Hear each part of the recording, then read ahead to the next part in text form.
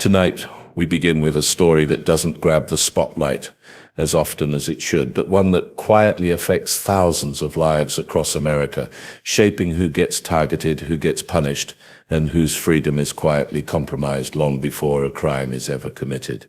I'm talking about gang databases, the sprawling, secretive lists compiled by law enforcement agencies across the country that claim to track suspected gang members. On paper, they're supposed to be tools to help officers identify dangerous groups and keep communities safe. But in practice, they are riddled with inaccuracies, racial bias, and an alarming lack of oversight that makes them less like a safety net and more like a dragnet, one that pulls in innocent people and leaves them branded with a stigma they can't escape. Now, to understand how these databases work, imagine that someone is keeping a secret yearbook of your life. Only instead of school photos and signatures, it contains your name, your friends, the clothes you wear, the music you listen to, and the neighborhoods you've walked through. That's essentially what's happening here.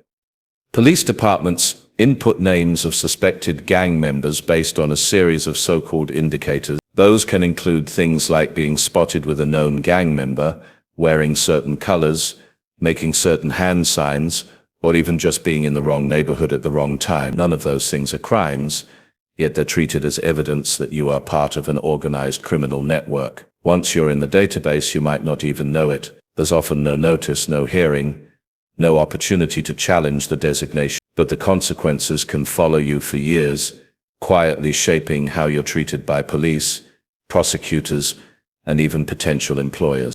The most glaring problem here is that these databases overwhelmingly target young people of color. Studies have shown that Black and Latino youth make up the majority of entries, even though gangs exist across racial lines. That's not an accident. It's the product of decades of policing practices that equate skin color and neighborhood with criminality. For example, in Los Angeles, a city that has relied heavily on its gang database for decades, a recent audit found that police officers had falsified records to claim that individuals were gang members when they weren't. In some cases, the supposed evidence was that the person liked rap music or wore basketball jerseys. Imagine being 16 years old, listening to the same artists as millions of kids across the country, and suddenly being marked for life as a gang associate. That is not law enforcement. That is profiling dressed up as intelligence gathering. When someone is labeled, the impact is profound. They can be denied jobs, housing, and educational opportunities. They may face harsher sentences in court simply because of the assumption that they are affiliated with a gang. Immigration cases, too, often use these databases to deny residency or deport individuals, with judges deferring to police claims that someone is dangerous. All of this happens without the accused ever having the chance to defend themselves. It's essentially a shadow justice system, unaccountable, unchallengeable, and deeply unfair. But what makes this worse is the sheer inaccuracy. Audits of these databases have found names of people who were never in gangs, children as young as 10 years old, and even individuals who were deceased. Yes, you heard that right, dead people listed as active gang members.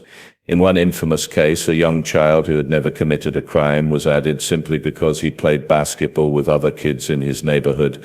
If that's the bar for entry, then half the NBA should probably be on a watch list. And if the idea of a flawed, biased database determining the future of thousands of people wasn't bad enough, consider how difficult it is to get removed once you're on it. In many states, there is no clear process for appealing your inclusion. Some require you to prove that you have not been a gang member for years, which is essentially asking someone to prove a negative. How exactly do you provide evidence that you're not something the police have decided you are? It's Kafkaesque, except instead of an existential novel, it's real life, and the stakes are devastating.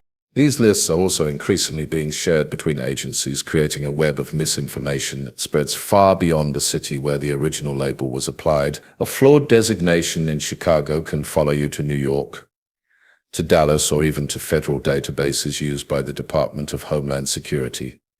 That means a single entry made without your knowledge could ripple across your entire life. It's not just an error. It's an error with legs running after you wherever you go. Now, defenders of gang databases argue that they are critical tools in fighting crime. They claim that officers need to know who is affiliated with gangs to prevent violence before it happens. But let's be clear, the evidence supporting that claim is incredibly thin. In fact, many criminologists argue that the databases are not only ineffective but counterproductive.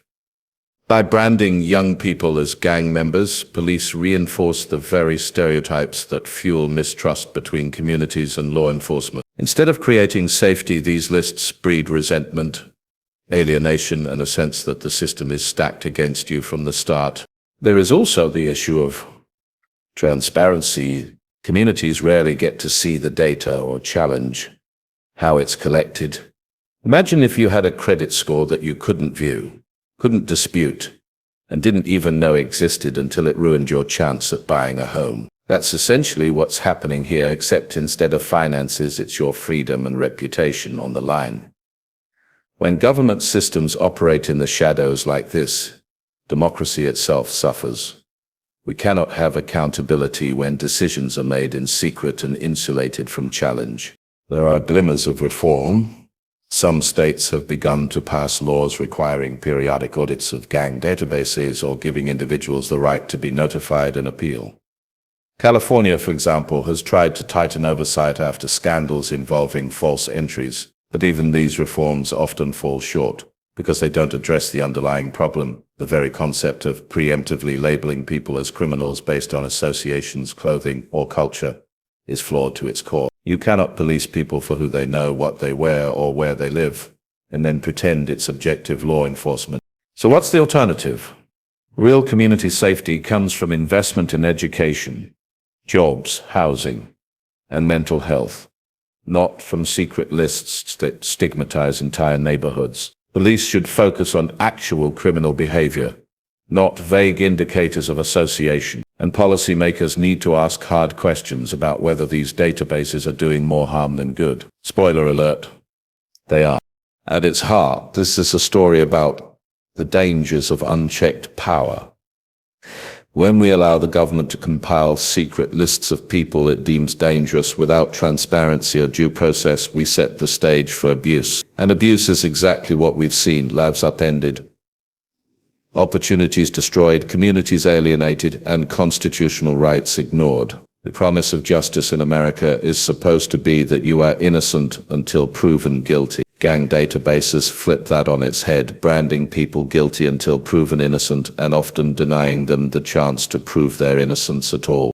The question we should be asking is not whether these databases can be reformed, but whether they should exist at all. Because as long as they do, thousands of people will continue to live under a silent accusation they can neither see nor challenge. That is not safety, that is not justice. That is a system in desperate need of dismantling.